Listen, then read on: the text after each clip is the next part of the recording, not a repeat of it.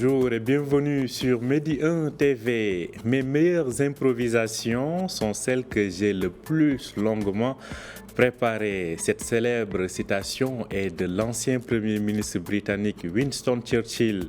Et le collectif Racif basé à Rabat en sait peut-être quelque chose. Ce groupe d'artistes et de comédiens crée une pièce de théâtre 100% improvisée. Intitulée Virus, cette pièce s'interroge sur la perte de mémoire de l'humanité en temps de pandémie. Une pandémie comme le Covid avec ses bouleversements. Cette pièce de Virus sera donc jouée à Rabat et pour en parler, nous recevons le cofondateur du collectif Racif, Ahmed Al-Falah. Bonjour et bienvenue sur Medi 1 TV. Bonjour Omar, et je suis très ravi d'être invité dans cette émission que j'aime beaucoup. Merci, le plaisir est pour nous. Alors, vous parlez de virus en temps de pandémie. Cela fait un peu peur quand même, puisque ce virus nous fatigue depuis pas mal de temps maintenant. Et pourtant, la pièce ne parle pas du tout du virus, du coronavirus plus précisément.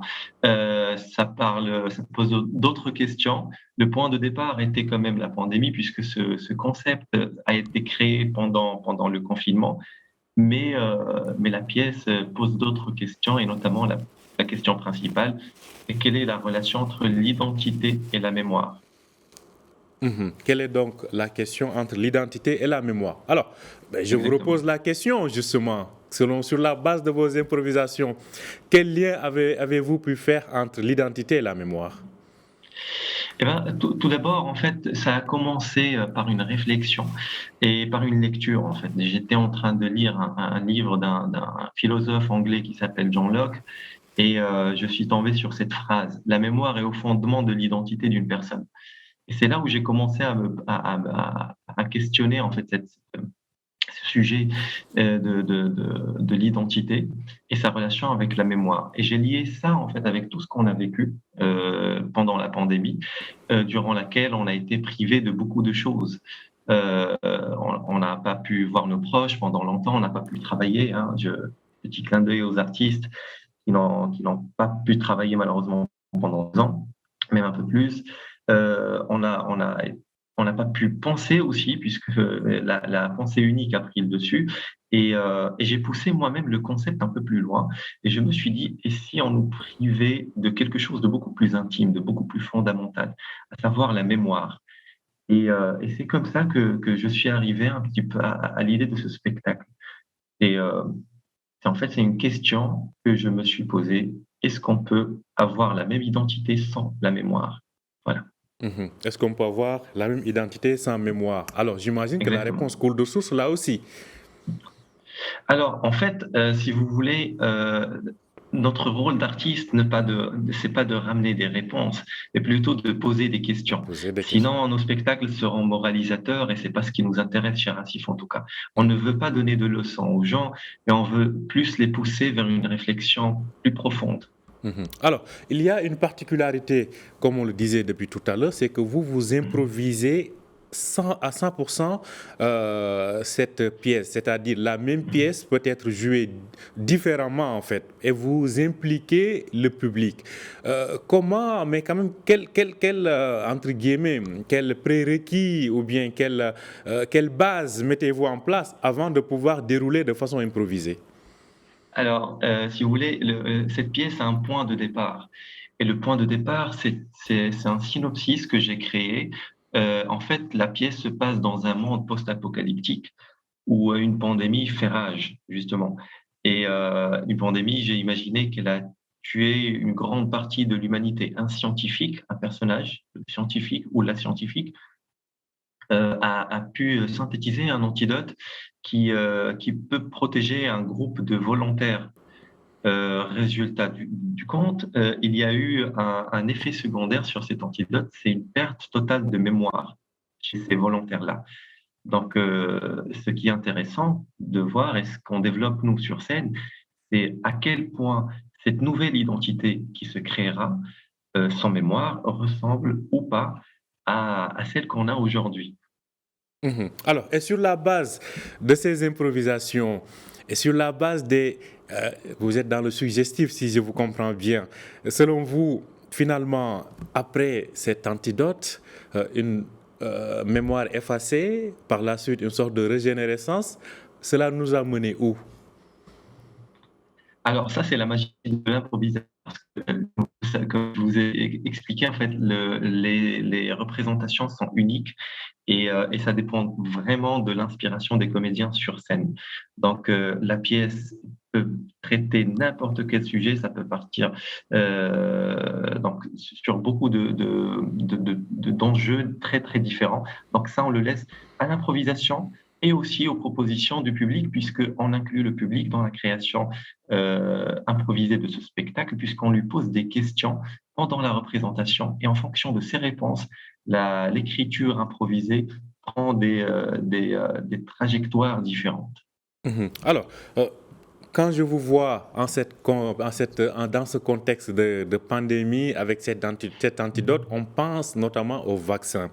Est-ce là un message que vous voulez en tout cas pas faire passer, parce que vous ne faites pas passer des messages, mais vous laissez au public le soin de se faire sa propre opinion? Quand on voit les campagnes de vaccination, est-ce que peut-être là, si c'est une discussion entre vous et moi, c'est une sorte de recette qui est en train d'être faite au niveau de la mémoire de l'humanité? Peut-être que c'est sur ça que vous voulez alerter? Alors, pas du tout en fait, parce que pour être très très honnête avec vous, euh, le vaccin et tout ce qui est scientifique, euh, je fais confiance aux médecins en fait, et je fais confiance aux professionnels parce que je n'ai aucune compétence et aucune prétention sur ces sujets-là. Moi personnellement, j'ai fait le choix d'être vacciné à plusieurs reprises même. Donc voilà, je ne m'aventurerai pas sur des domaines que je ne maîtrise pas, et notamment les domaines scientifiques. Donc, l'antidote que j'ai inventé dans ce spectacle, ce n'est que pour la fiction, en fait, pour construire mon histoire. Et ça n'a pas du tout été inspiré du vaccin, parce que justement, quand ce concept et ce spectacle a été créé, il n'y avait pas encore de vaccin. Il n'y avait pas encore de vaccin. Alors, parlons maintenant du talent de vos artistes, hein. Je vous rappelle que ce groupe est constitué d'environ 6 artistes, donc des hommes et femmes. Quel est pour un artiste, en fait, le talent, le prérequis pour pouvoir faire de l'improvisation, notamment sur scène? Eh bien, d'abord, le talent, selon notre grand artiste Jacques Brel, le talent, d'abord, c'est l'envie de réaliser. C'est d'abord l'envie. Et quand on a envie, eh ben, on se donne les moyens pour travailler. En fait, l'improvisation, c'est du talent, comme dans tous les métiers. Il y a des gens talentueux, mais c'est aussi beaucoup, beaucoup d'heures de travail, de répétition et d'entraînement. Donc c'est d'abord ça le talent principal, c'est l'envie. Mhm. Donc la motivation donc, Ouais. joue son rôle. Alors, votre groupe, donc collectif, a été créé il y a de cela à peine 2 ans, donc on peut dire en pleine pandémie du Ouais. Covid-19. Quel nouveau regard, quel sang neuf comptez-vous apporter à la scène théâtrale ou à l'univers théâtral ici au Maroc? Alors, le but ou plutôt un des buts de Racif, du collectif Racif, c'est d'enraciner l'improvisation théâtrale et vraiment de l'ancrer dans la réalité sociale et culturelle marocaine. Parce que pour l'instant, l'improvisation au Maroc s'inspire beaucoup et largement des codes de l'improvisation importés de l'Europe du Nord et du Canada, en fait. Donc, le challenge qu'on s'est lancé chez le collectif Racif, c'est d'enraciner ça dans un contexte marocain, en fait. Et la deuxième particularité, et la plus importante aussi chez ce collectif, c'est que c'est un collectif qui va chercher de la matière dans la société, dans les vrais débats de société et dans des causes qui nous touchent directement. Je vous donne un exemple. Virus, c'est beaucoup d'heures de recherche, de lecture pour pouvoir créer un concept comme ça.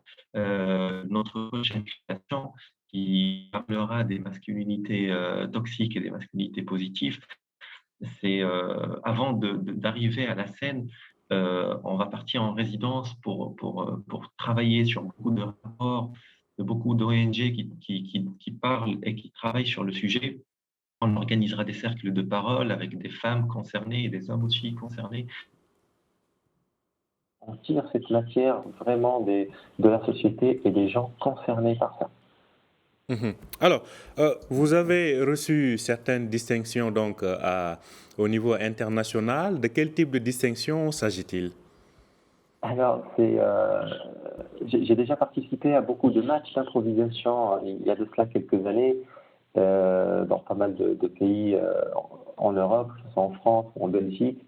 Et dans ces matchs, il y a des distinctions où on donne des étoiles aux meilleurs joueurs de chaque match. Voilà, c'est plutôt symbolique et sympathique, et ça fait toujours plaisir.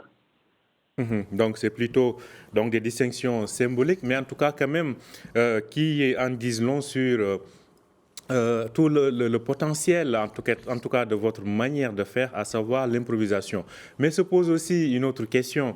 Vous l'avez dit tout à l'heure, que vous passez du temps à préparer vos pièces. Est-ce que, pensez-vous quand même, avec l'art de l'improvisation, surtout en impliquant le public, finalement, des messages clés, des messages profonds et qui ne sont pas juste dans l'immédiat, arrivent à être passés?